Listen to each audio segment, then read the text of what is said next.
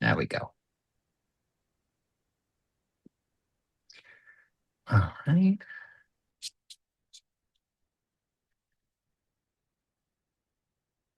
And we already have our friends joining. But you have to admit them, right, Marco? No, they're I don't. here. Oh. You won't see I them. see. They will be on the side. See. Yes, I see. They I are just had seeing to us. hit attendees. Hi, Yes. everybody. Welcome, everyone. Welcome. I love seeing these names. Just sharing our webinar on Facebook. Some hearts coming in. I love hearts. Look who's with us. I see people from all over. Welcome, everybody. That's so nice. Ah, okay. Let us know in the chat where you're seeing us, friends, so we know who's there and where you're from.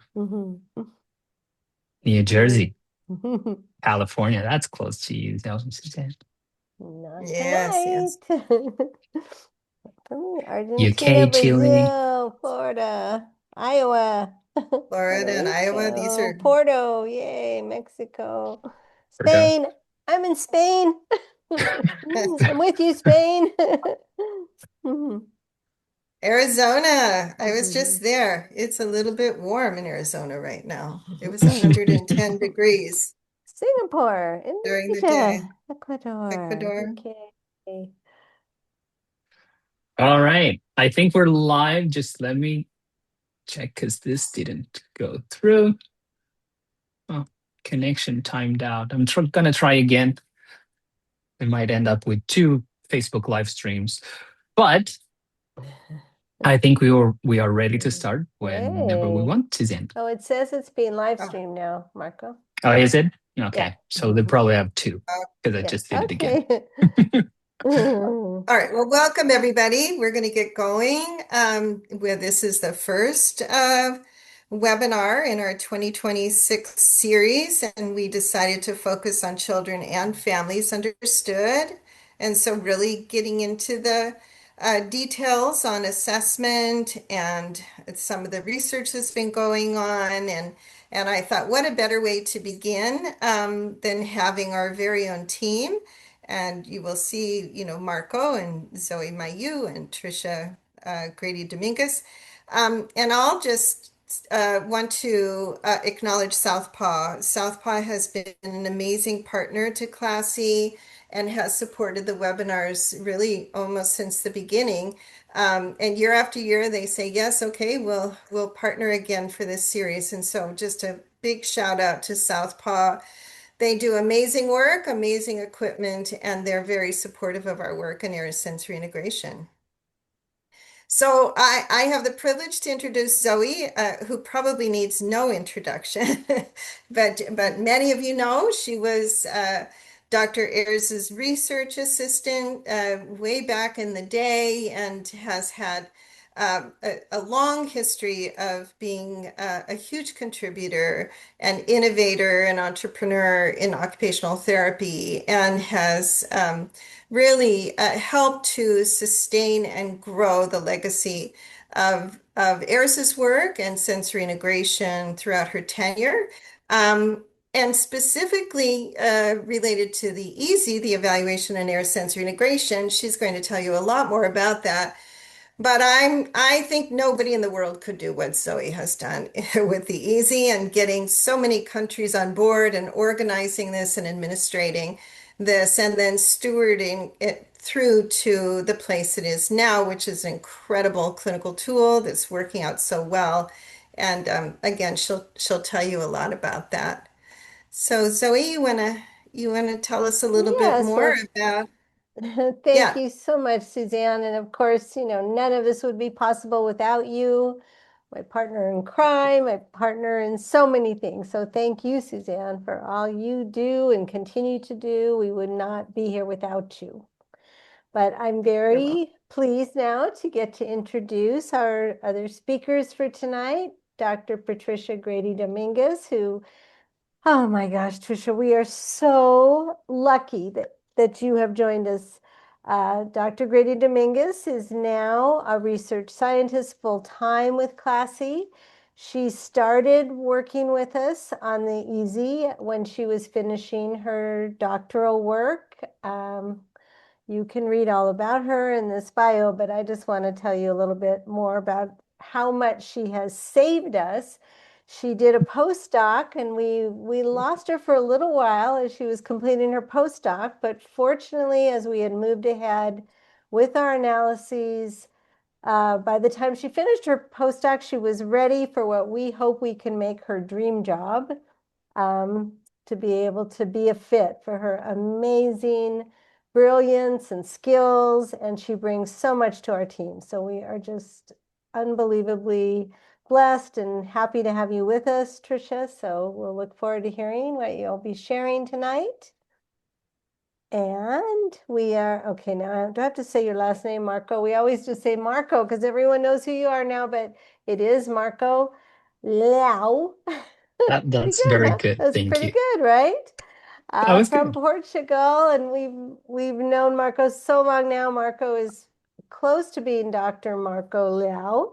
That will happen soon, and Marco is so essential to us in so many ways. I don't even know where to begin. Ever since he's joined our efforts, he's right there helping in every way he can in the most thoughtful and conscientious way. We just feel so lucky that he is now our captain of leadership and instruction through the CLASI program. And I don't see your hat, Marco, tonight, but that's okay, Captain. But he's helping us so much with the EASI scoring program and the analyses as well. So again, we're just both of you. What bright lights leading us into the future. We're so lucky to have both of you. So do we need to say anything about staying till the end before we jump into the presentation? We do, and there's two things I would love to remind people. One is don't leave, because we have goodies to raffle to the people that stay till the end. I also want to remind our international friends that we have captions translated to your language if you want to listen to this webinar and see captions in your language. To do that, you go to your bottom menu bar, and I hope this is still, I know Zoom changed a little bit, so you will probably find show captions icon, this CC icon, and you click on it, click the arrow to open the submenu. You will toggle this little button, the blue button, to toggle the translation on, and you will see a list of languages that you can select the one that best fits your needs. And you'll be able to see all the captions, sometimes more accurate than others, but you'll be able to follow along. And I think now we can start, Zoe. Okay. Well, Suzanne, do you need to say any more about the webinar series on that last slide? Okay. No, we'll talk about that a little at the end. Yeah. Okay. All right. So we're just going to jump in then. I'm going to start by giving you a little bit of history. That's what we older girls do. We stand for the history. But I want to tell you about what the EASI is and why we developed this set of tests. And just looking at this amazing list of names, I know that many of you already know this information, but just to make sure that we are all in the same place. The evaluation in Ayres Sensory Integration, I do sometimes see it noted as the evaluation of. This is not a test of the ASI framework, but it's meant to be a set of assessment tools set in the framework of Ayres Sensory Integration. And so we aim to develop a set of tests that would measure all of the key functions that are part of the Ayres Sensory Integration framework in a very comprehensive and accessible way. we also had a strong goal to have global representation, and we have that now with normative data from over 80 countries. And the tests are available outside of any for-profit entity, which has, I believe, kept them quite accessible in comparison to other tools that therapists have access to. Next. So why did we decide to do this wild project that has taken so much time and effort? Well, we know that to actually provide Ayres sensory integration appropriately and in an evidence-based way, we need to have comprehensive assessment before we jump in and start guessing and try to figure out what kinds of interventions to plan. We need to rely on and have comprehensive assessment data. So we launched this whole project because the tests that we had at the time were just too expensive. And especially Suzanne and I were traveling around the globe, providing information, teaching courses about tests. And then we would come back years later and find that very few people were using the tests that we were teaching about. And so we thought we need to do something differently. We've also been highly influenced by our friend and colleague, Dr. Roseanne Schaaf, who, if you haven't listened to her Eleanor Clark Slagle or read her Eleanor Clark Slagle lecture from 2025, please do. She has so well encapsulated the need to use data in our practice so that we can have intervention that is really focused, which she's calling precision therapy. Okay. So how was it that these powerful ideas that Dr. Ayres left us in her work launched this huge worldwide collaborative project? So it started, next slide, started almost exactly 12 years ago to the day. Some of our colleagues had pictures popping up from this conference that we had. See, when was it? June 11th to the 13th. See, it was just a few days ago that we had this conference in Finland in 2014. And also a World Cup was happening at that time too, just like it is now. We were in a bar watching the World Cup together. And we had this idea, well, why don't we just make our own set of tests? We have these wonderful tests that Dr. Ayres gave us, but not enough people are using them because they're too expensive. And so we had this idea to develop a set of tests, and we launched from that very day. Once the idea was verbalized, we couldn't put it back in the can. It was like one of those things that just grew and grew on its own because the need was so big and worldwide. So I think that, we had this idea that we would set some goals to commemorate Dr. Ayres' 100th birthday. We focused on scholarship, clarity in assessment, and standards in education and training. We wrote goals around these 3 areas, aiming to celebrate her 100th birthday and be completed with everything, hopefully by the year 2020. That didn't quite happen because we weren't expecting a worldwide pandemic, but that's okay. We're about there now. Okay, next. And so we did write this vision. I think we wrote this vision statement in the bar that night in Finland, that Ayres Sensory Integration will have a strong international presence with demonstrated scholarship, means for valid comprehensive assessment, and pathways for training to ensure the ongoing development, standards of excellence, and effective implementation of this important work. So, when you write a vision statement, this was back in 2014, you are trying to imagine what the world is going to look like, looking ahead, and I think we have achieved this vision. I'm just going to say that we have. I'm going to declare tonight that we have achieved this vision, which means, okay, friends, that means we need a new vision. We need to be looking ahead and identify what are the challenges that we have so we could write a new vision for maybe 10 to 20 years from now. You all will take the lead. Suzanne and I will, enjoy watching what you all do for as long as we can. But I think it's time for that. I believe this vision has been achieved. Okay, next. So, we go back to the idea that Dr. Ayres always started with tests.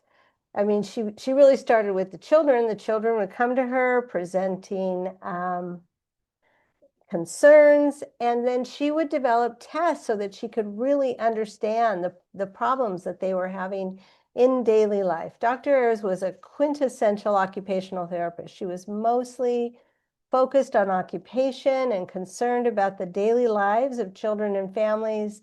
And she knew that in order to really help them, she had to understand them fully. So she started with strong, reliable, valid tools that would allow her to understand the patients that were coming to her. Next. So we stayed on that theme, and as we launched this project, we chose our theme of Children Understood because we thought we needed a unifying theme, to have a project this big with people, thousands and thousands of volunteers from all over the world. We needed a focus, and our focus was Children Understood. This way, anytime someone came to us with a concern, we could say, well, if we spend time on this question or this issue, is it going to help us understand children? If the answer was yes, we could spend time on it. If the answer was not clearly yes, then we could say, well, that might be something we work on another time, but it's not something for us to work on now. Okay, next. So the test of the EASI measured the 4 main constructs in Ayres Sensory Integration: sensory perception, postural ocular bilateral integration, praxis, and sensory reactivity. Next, and then we have a set of specific tests. Right now we have 20 tests. Tricia will be filling us in, but I think we're going to end up with 20 tests. One of those tests will have 2 parts. But we have 20 tests to measure those main 4 constructs. And they're listed here. We will be providing the slides. I think you've been talking about that in the chat. But for any of you who are not quite as, I know many of you are so familiar with the EASI. This is all, information that you know. But for those of you that this may be a little bit new, you will have this on the slides. Okay, next. So in order to accomplish this project, we started with a team. We had our local coordinating team, and I'll just mention that if we can go to the next slide. The authors are myself, Dr. Suzanne Smith-Rowley, who you've just heard from, Dr. Diane Parham, and the 3 of us were working with Dr. Ayres when she was finishing the SIPT. This is the last project that she completed in her lifetime, the sensory integration and praxis test. I've told many of you that Dr. Ayres passed away in December of 1988, and the final manual was published for the SIPT in January of 1989. So she might have seen mock-ups, but she never saw the manual in print. And, I just think back on that. I think that she could have had a big influence on how those tests developed and were used if she had been able to see them in practice. But that unfortunately didn't happen. But the 3 of us were working with her at that time. So we thought, well, we'll do our best to put ourselves in Dr.'s mind and to think about what might she add, what might she change if she were having the opportunity to develop a new set of tests now in the 2000s instead of the 1980s. So next.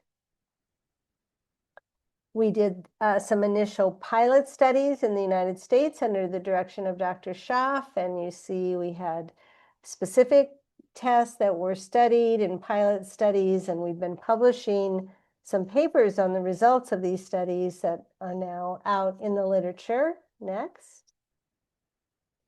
And then we've had amazing help. We just want to, and from all over the world. Judith Abalenda has been our translation lead, and Daward from Croatia has been our 3D materials coordinator. In the test, we used some 3D printed materials. And Daward's just been amazing staying in touch with these printers over so many years to ensure that we have high standards of quality and safety in the materials that we're using. Next. And so then we divided the world into 20 regions, and for each region, and we used a format that was a recognized format of how to divide the world. We selected leads for each region, and then those regional leads helped us to identify people in the countries within their region who would be good candidates for training therapists, selecting therapists, monitoring, and helping us oversee the normative data collection process. So the next set of slides, we'll just kind of go through these quickly. We had 5 regions in Africa, Asia, we had the Caribbean, the United States and Canada, Australia, Europe, oops, lots of countries in Europe, and then the Middle East, Mexico, Central America, and South America. I think I saw Claudia's name. Claudia's here with us. Maybe many of our other region leads and country leads are with us, and maybe some of our normative data collectors are with us as well. So if you are, thank you so much. We had, as I said, we had thousands of volunteer testers. We had no money for this project when we started, and for many years we've been relying on volunteer help to develop the tests. Now that we're close to the end, of course, we have needed some funding, and CLASI has been very generous in supporting these projects, but we'll never be able to fully thank all the volunteers who gave their time and energy over so many years. Yes, hi, Claudia. Okay, and next slide. Marco, thank you. So we, at one point we had 105 countries participating. The pandemic unfortunately knocked out quite a few of our countries. They weren't able to come back after they had a pause in the pandemic, but we still have data from over 80 countries. So I don't know of any other set of tools that has that type of global representation. I'm just so thankful to all of you for helping and being part of this amazing project. I think I might have one more or a couple more slides. Okay, so we did our preliminary test development, feasibility testing, field testing, pilot testing, and then we started revising the tests, and that's bringing us close to where we are. Maybe I have one more. Yes, so our main aims were to provide a set of psychometrically strong tests that would measure sensory integration functions comprehensively. We wanted to really ensure that these tools were as accessible as possible, available to children worldwide. I think with CLASI's help, we have been able to ensure that, because although there's some training required and gathering of materials, CLASI's been very generous with scholarships and with access to the scoring program and ensuring that we have financial aid, so that if there are ever a time when therapists could not afford these tools, we have some ways to support them.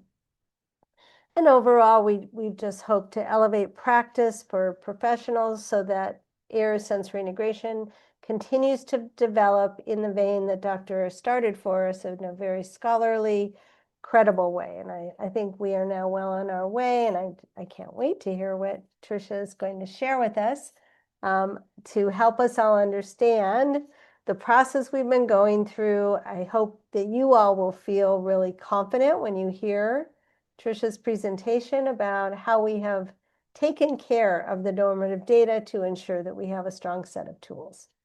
I'll turn it over to you, Tricia. Thank you. Thanks, Zoe. That was a great introduction. And it never gets old to hear the story of how this all started. My responsibility here is to share a little bit about the process that we went through in order to kind of leverage this this wonderful data set to ensure that the tests were really functioning well, and that the scores that come from these tests are really strong and really interpretable. So you can go ahead. And I just to reiterate, the kind of breadth of this data set, that we have representation all across the globe in these various countries and world regions. And this is, you know, as a measurement scientist, I can kind of confirm that this is probably the only assessment of its type that has such a broad set of data, and I hope that has been analyzed and handled really carefully. So I'm going to cover kind of two things. First, how we used the international normative data set to refine the tests, and then how we actually create scores from that are meaningful. You can go ahead. Okay. So the first piece I'm going to talk about is really this test refinement process. So our goal here was to refine, you know, the easy tests, all 20 tests that Zoe showed, and there are many, over 400 items, to the most parsimonious item set that still captures a range of ability in these various constructs, including sensory perception, praxis, and then these related motor functions, and across a really broad range of ages from 3 to 12. So it's a really big undertaking. So what are some challenges with that? This 10-year age span means that kind of one fixed item set has to work all across that age range. But we still want to keep the tests short enough to be feasible, but maintaining enough items to be really precise. And then we also wanted to ensure that the items that are on these tests behave kind of consistently for children, regardless of sort of demographic factors like their sex, their language, what country they're in. We wanted these tests to work for all or for most kids. Go ahead. So we kind of took this test by test process, looking at each one of these tests, and running a really comprehensive set of analyses to ensure that the tests did all of these things, accomplished all of these things at once, but that we kept them as feasible as possible. So the first kind of step, the whole kind of engine that this runs on is called the Roche measurement model. I would love to talk about that in depth, but I'm just going to give kind of a broad overview. So what the Roche model does is it allows us to estimate on kind of a single scale how difficult each item is, and then how much ability or how much of that, whatever we're measuring, each child has. And it allows us to then eliminate items that produce really noisy data or are kind of unexpected, maybe easy items that lots of high ability children can't do, or really difficult items that some portion of children with maybe lower abilities or younger children could do. So when the items are sort of misbehaving, we can take out those items and just have the best set. It also allows us to identify, are there redundant items? Maybe do items have the same sort of level of difficulty and we don't get any extra information from doing more items? And then we can evaluate that that there are no underlying patterns in the items that we retain, so that there's no kind of other factors that are impacting the scores. And then finally, we kind of rechecked that the reduced tests still are really precise and are really reliable for use and produce scores that you can be confident in. Okay, so then rather than a Roche lecture, which again, I would love to give if it ever there's an audience for that, but I'm going to kind of walk through an example of exactly what we did for a particular test. So many folks on this call will be familiar with the praxis positions test. And right now, you know it in a 24 item format, right? So there's the praxis positions test has items where the child uses their body, their hands, and their face to sort of imitate the position by the tester. And so what we're able to do with this analytical model is order the items from the hardest to the easiest, and then sort of look, are any items not behaving the way we would expect them to? Or do we need to reorder the items to really go in difficulty order? Or are there redundant items we can take out? So you can kind of see in this figure here how we have our body items ordered from easiest to most difficult, our hand items ordered from easiest to most difficult, and our face items. So right now this shows all 24 original items. Okay, so we go to the next slide. Go ahead. Okay, perfect. It looks really similar. So you'll note now there's some items that are shown in bold red. And so as a little sneak preview, there are 8 items that we decided to remove.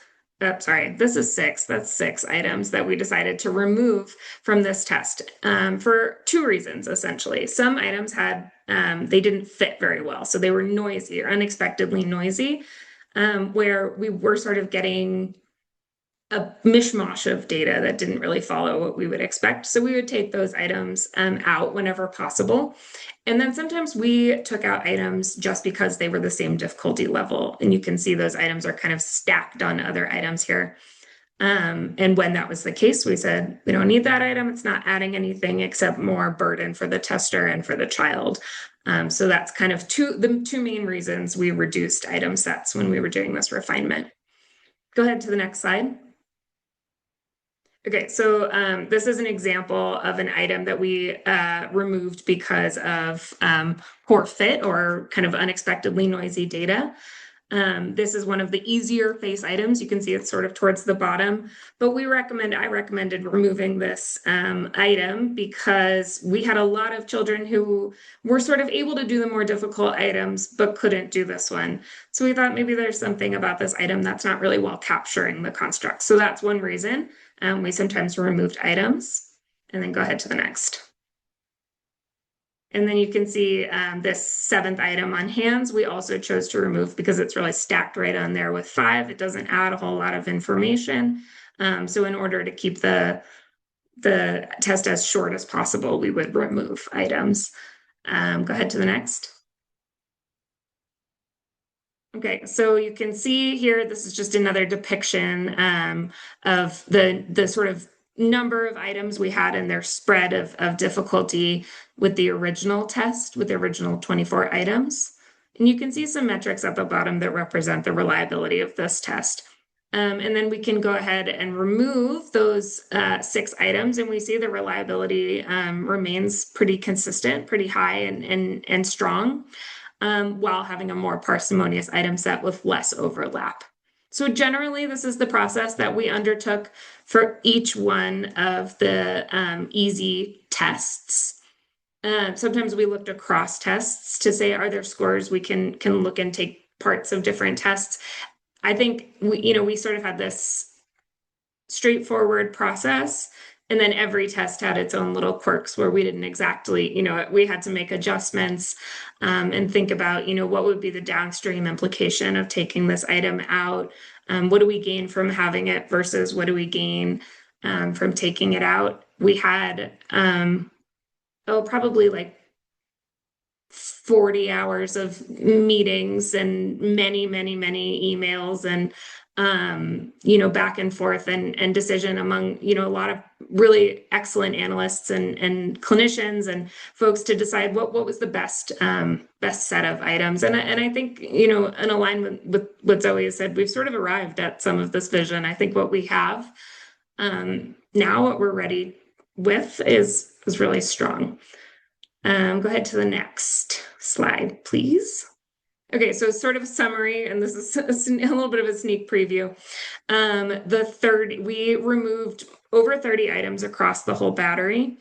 We reordered 8 of the test sheets to progress from easiest to most difficult. We also created 2 shorter forms for youngest children, where that just allows us to have less to not need to collect all the information when it's really outside of the ability of the youngest children. And then for each test, we also evaluated whether we would recommend discontinuation criteria. So that means when those items are scored and they're in order of difficulty, we can say, okay, if you've missed X amount of items, you can go ahead and be finished. So we evaluated those empirically to make sure that they work well and to kind of understand what the best recommendations would be. This is a small snapshot of all the changes that we made. In addition, as Zoe mentioned, we kind of subdivided some tests into multiple scores, and then we have some scores across the tests as well. But these analyses from this data set of 8,500 or so normative children really fed these refinements to the EASI. And and the EASI tests to make it the strongest and most feasible battery possible. Okay, go ahead. All right, so that's kind of step one. So how did we refine the test, right? And part two of the talk is going to be, okay, what do we do with that information now? So now our goal is to generate scores for each of the EASI tests that are really interpretable and that can inform clinical reasoning and data-driven decision, taking, the data that's generated from the assessment and turning it that you can use.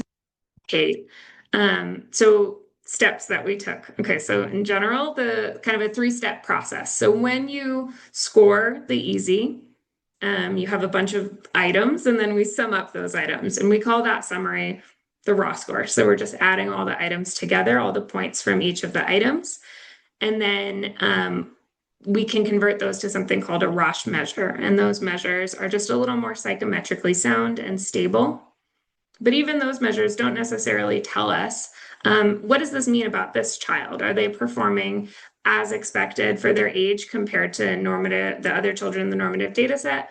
Are they a little above? Are they a little below? So the final step is to then transform those Roche measures into age-adjusted Z-scores. I'm going to go through each one of these steps in a little bit more detail in the next couple of slides. Okay, so step one, we start with the raw score, which is basically just points that but a raw score is what we call ordinal. So everybody going back to their stats 101 course, an ordinal measure means that the values are ordered. More is usually a higher, usually more or more ability, but the gaps between those scores aren't necessarily equal. So that means that moving from, say, 10 to 11 points is not necessarily the same amount of ability as moving from 14 to 15 points. So it's basically like a ruler with uneven spacing, not super helpful. So what Roche measures do is they allow us to then look at, to then treat the scores as spaced evenly, as though they're a ruler that works really well. And it converts those ordinal raw scores into what we call interval measures, where interval means that the equal steps represent equal differences in ability everywhere on the scale, from 3-year-olds to older kiddos, all the way up to the 12-year-olds and oldest kids in the data set. So that measure is reported in something called logits. The math is not important, but the thing to remember is that a logit is like an inch. It's an equal interval unit. So now a 1 logit difference means the same thing, whether the child is is up in the lower part of the scale, the middle, or the high part. All right, go ahead to the next slide. All right, so I'll just give you an example with praxis positions. You can see kind of the output is there's a conversion for each possible raw score. It maps to a Roche measure. And the figure on the right can sort of show you how the raw scores shown in those little blue dots transform to this Roche measure. So I have excellent news. You can pretty much just forget about this. So this all happens on the back end with data processing in the EASI scoring program, and is good information to have to know how we handled the data and how careful we've been with this in applying modern measurement principles. But you never need to use these tables. Tables will be, I think they can be made available, but they're not required for clinical interpretation of these scores. But just wanted to show you sort of how the Roche model allows us to have even better information. Okay, next step. All right, so now our step 2, we also need to account for age. So a Roche measure is just an equal interval number, but it's still not interpretable on its own, because what's expected for a child really depends on what we know about them and where they are on that sort of developmental curve.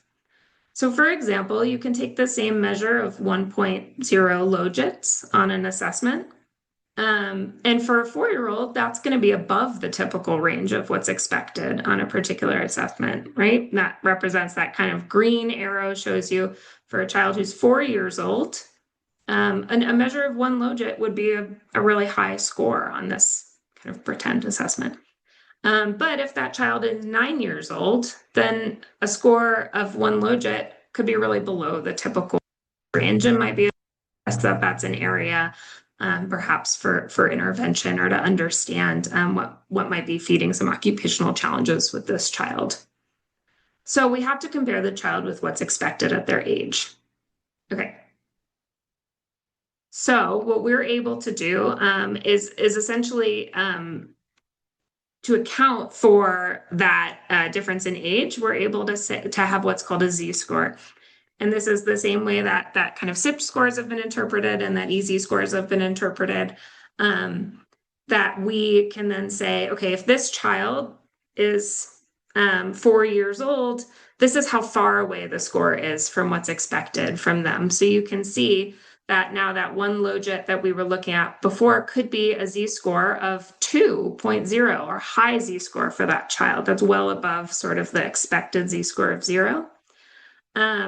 And for a 9-year-old, that might be substantially below. So it allows us to sort of compare children to the children that are most like them, and not sort of unfairly disadvantage younger children, or maybe not be able to detect differences in older children.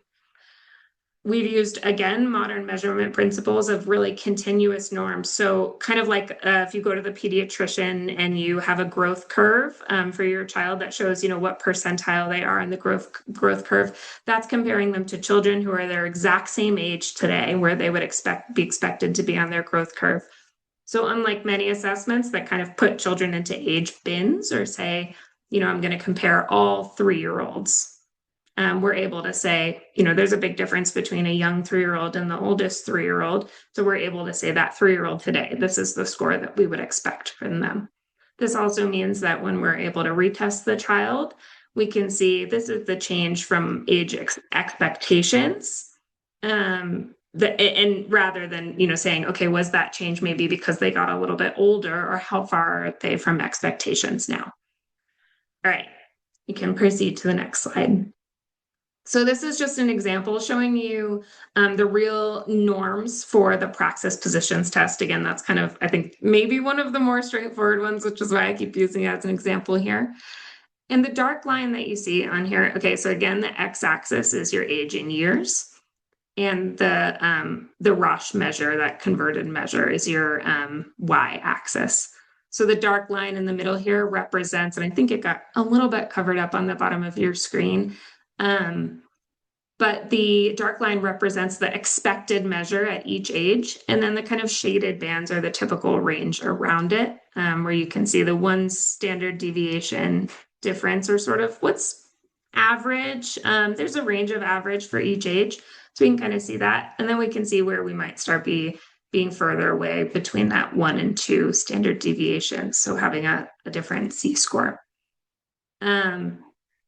So this is the real kind of norm for this assessment. This is how these scores will be interpreted, and what will be provided to you.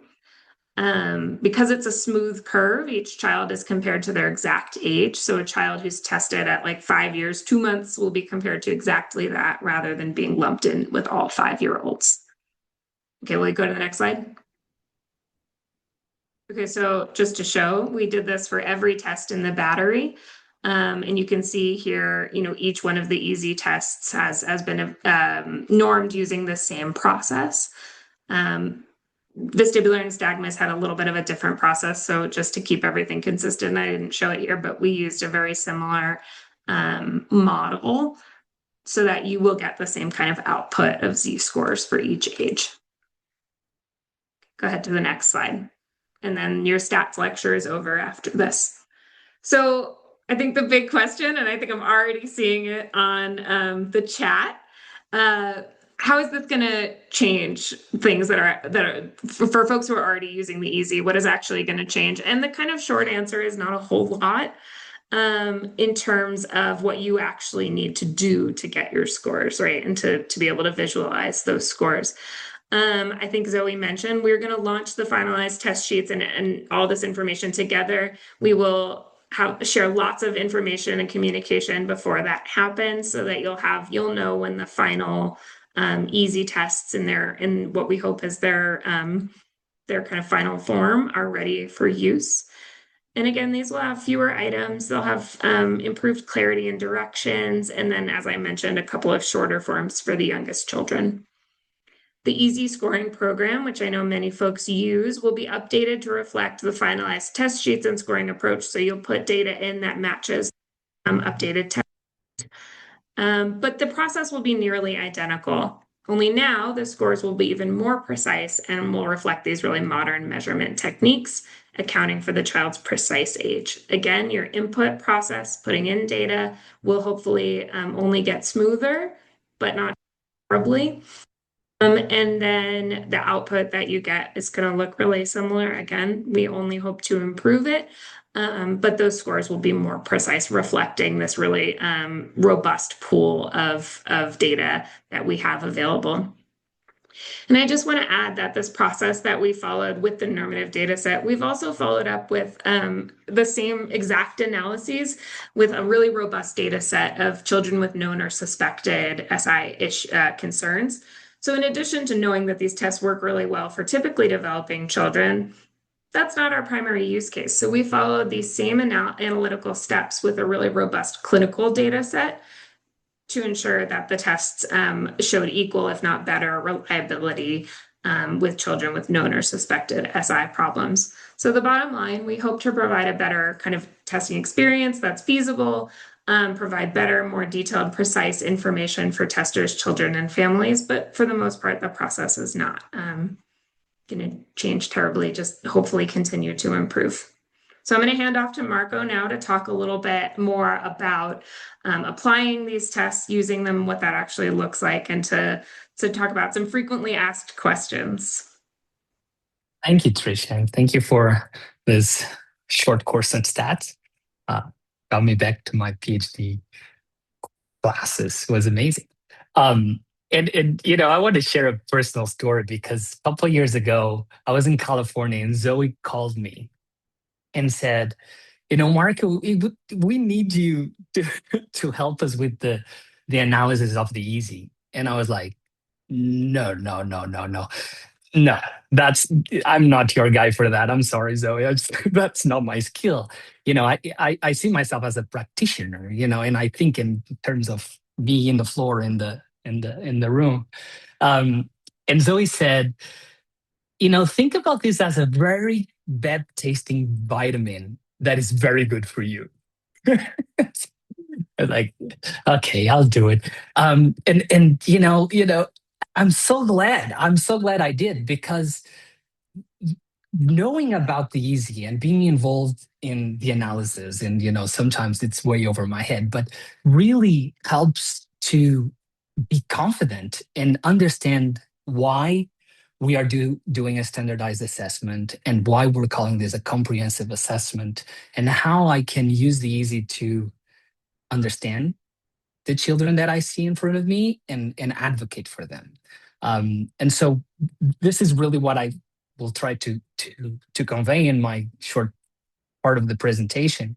And you know, so we talked about the origin of the EASI and the need for the EASI. And for me, being a therapist in Portugal, it really you know, the need was even more than in the US, I think, because we were doing an intervention and assessments based on tools that were not validated. You know, the SIPT was really hard to get, you know, our hands on, because it was so expensive for what we would charge and the cost of therapy in Portugal.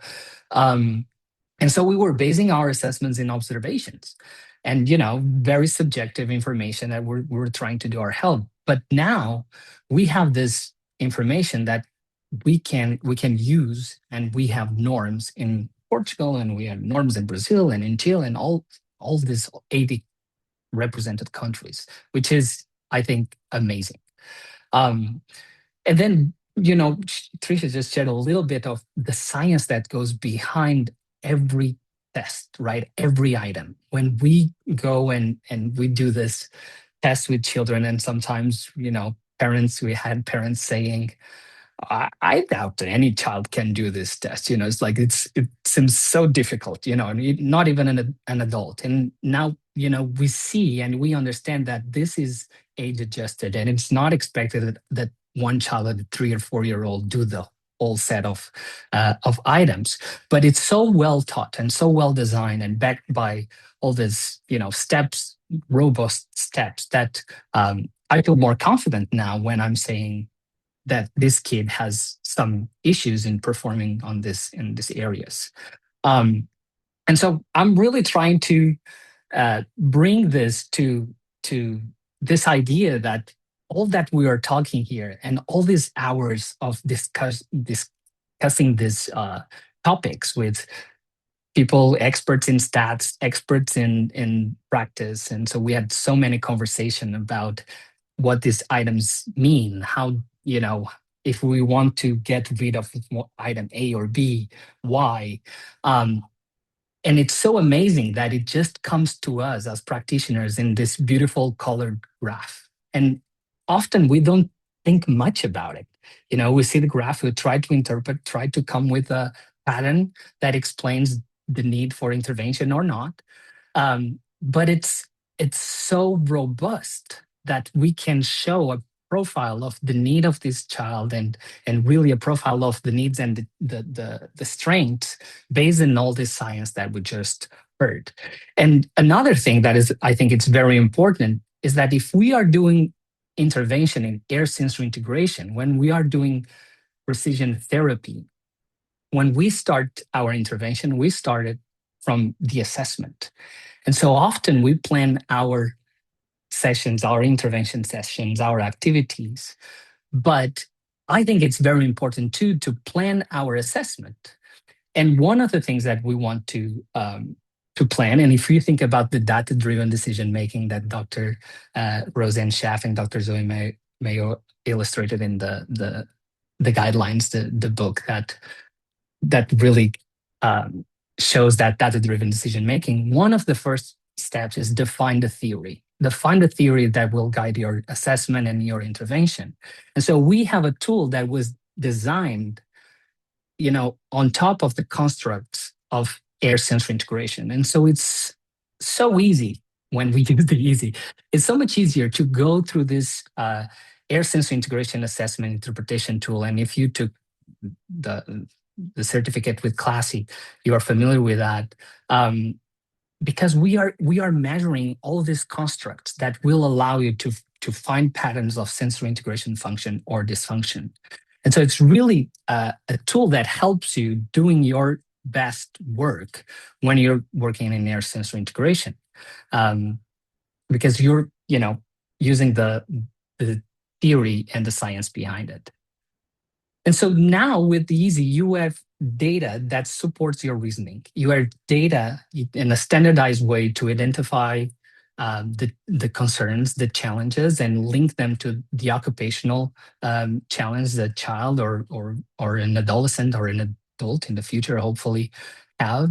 But you can also identify the strengths. You can see where the child is at or above age expectations, and you can use those strengths to inform your intervention and to inform adaptations and to guide the family for occupational choices in their community. They are aligned with their strengths and not only the needs. And this is so important these days because we are a profession as occupational therapists and other professions here that we bring strength-based approaches to our interventions.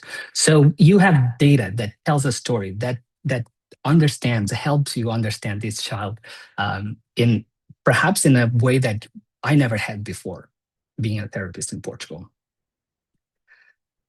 So we hope that knowing where the EASI comes from and knowing all the science, all the work that it's behind it, gives you the confidence to use it and use it daily in your with your clients.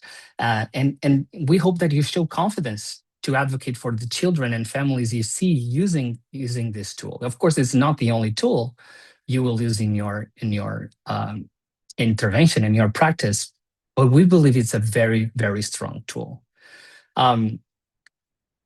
It's, undoubtedly that you will have questions. You will have questions from parents that will ask you if this is really adequate for my child with my autistic child or my 3 or 4-year-old. And you have questions from insurance and payers, and you will have your own questions, right? You have your own questions and doubts about if should I be doing the EASI or other tool or just the observation? And we brought some of those facts, some of those frequently asked questions. We hear those on the courses and even between our colleagues. And so we hope, I'm not going to lose much time on this because we don't have much time, but we hope that you can come back to these slides. We'll send you after with the replay and use these questions to guide your communication with parents, with teachers, with your IEP meetings, that you can based on what you heard today in this webinar and also with these questions, you can respond to those doubts. One of common and very frequent question is about standardization. Sometimes it seems like we are therapists, so we're always trying to ensure success of the child, right? And so we change one of the items for a more shining object, or we change some of the instructions or approach. And it's important that we don't forget what Tricia just shared.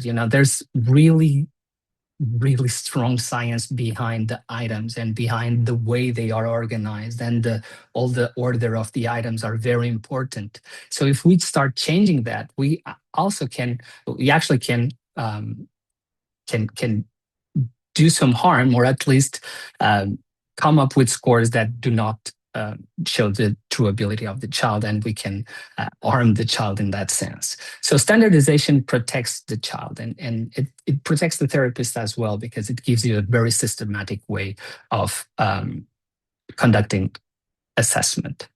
So I'll leave you with the slides just so we have a little time for questions if there are, but I hope you can come back to this presentation whenever you have doubts, we have questions, and you rewatch it and try to understand what's behind the EASI and behind this powerful assessment. It's a very rigorous tool, and what makes the EASI very rigorous as a good test is also what makes it so strong to advocate for your children and their needs. So I will stop sharing, and I don't know if we have time for questions or if we have questions, but we'll love to take them. Well, thank you, everybody. That was outstanding. And I do think we have a couple of minutes for the questions. And Tricia, thanks for answering the question about sensory reactivity. I don't know if you want to say a couple things about where we are in that process. Briefly, I shared the overall process that we used to validate and to evaluate the tests. But as I mentioned, there's kind of quirks for each one of the tests. The sensory reactivity test is probably the quirkiest, as well as the observations of sensory reactivity across the other tests, because unlike the other tests of the EASI, sensory reactivity is not a norm referenced score. So we don't want to say what would be the expected reactivity for a 3-year-old versus a 6-year-old. We want to be able to say what's going on in terms of reactivity with this child. Is it a lot? Is it a little? Is it hyperreactive? Is it hyporeactive? So that's what's called a criterion referenced assessment. So a bit of a different scoring approach, but scores will be available. It's been a tremendously collaborative process with a huge amount of people with a huge amount of knowledge in order to ensure that those observations that are made both across the tests and within the discrete sensory reactivity test are turned into really useful information that can again shed light on understanding with a child. So yes, to be determined, but forthcoming, to be determined, I would say. Do you want to talk about probe force real quick too? That's the other one people are curious about. Still working on that. That's a work in progress. For tests in the kind of one of the tests that has less precedent to rely on. So we've just been really careful about providing scores for that are the most trustworthy. So I will say I hope it's fair to say that test may lag slightly behind the other tests in scoring. We'll have a really big update, but proprioception force is one that we're just still working on, as it is a newer type of evaluation. Is that fair, Zoe? Yes, and I think, we know that the current scoring on Probe Force is for the crayon. Oh no, we're not getting any scoring, that the crayon items are stronger than the rolling rice bottle items. I think we can let people know the rolling rice bottle items will probably not be part of the test. As much as we've tried to save them, it just doesn't look good. But we need to find more ways to really test proprioception, so we may be calling on all of you to help us think through this in the future. I think it just shows, the amount of rigor this group puts in things, because we all love the rolling bottle items. Kids love them, therapists love them, but hey, the statistician said no, and we follow through. I am not putting blame on you, Tricia, but it's so it's so reassuring that the items that stayed are really good items, and the ones that are not good are not there. And so I think it's amazing. Yeah, and it keeps us motivated to carry on.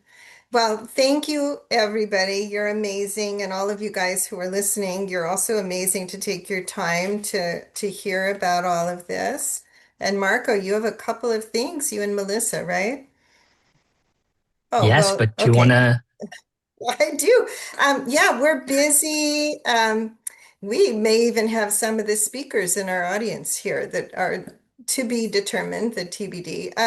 But yeah, so next month, please join us, July 15th.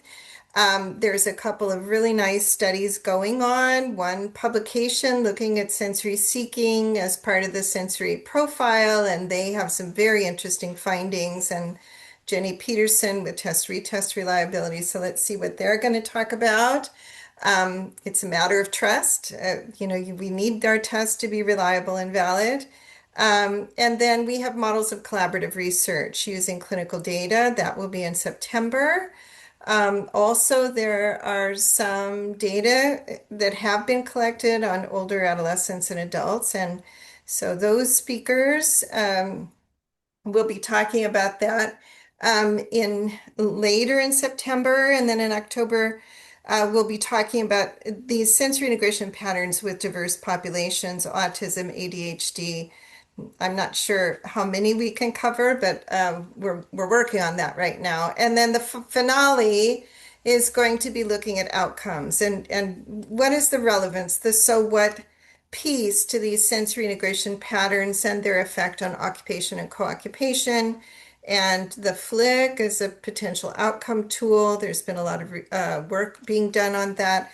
So that will be our finale. And so, yeah, there we go. We've got a good lineup. All right. And just a reminder, I know there was a lot of questions about people that were SIP trained and people that want to update their knowledge and perhaps have access to the EASI. And this is where you can find more information. If you go to the CLASI website, we'll have information about our certificate program and also modules 2 and modules 3 for those who want to update your knowledge. And now we have Melissa sharing our winners. And in this series, we'll have 4 winners per webinar. Is that true, Melissa? That's correct. Thanks, Marco. Yes, so we have one winner. Our Southpaw winner is Corinne Weinstein. And then we have 3 winners for our Intro to ASI course. And those winners are Sandra Glovic, Priscilla Unpapar, and Madja Aponte. So we'll reach out to all of you via email so you can claim your prizes. So thank you all. Well, thank you, Melissa, and congratulations to all the winners. We hope that all the other people feel like they won something today too. And we hope to see you in July with more good information.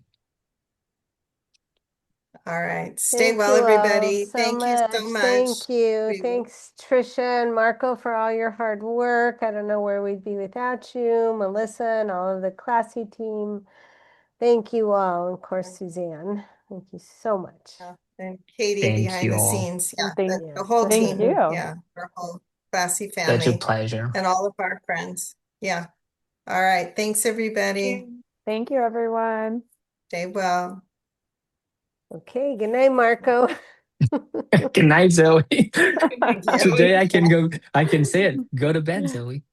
I Yeah, am. to all I'm of going to bed right now at 1 all a.m. of our friends, all those different time zones. We'll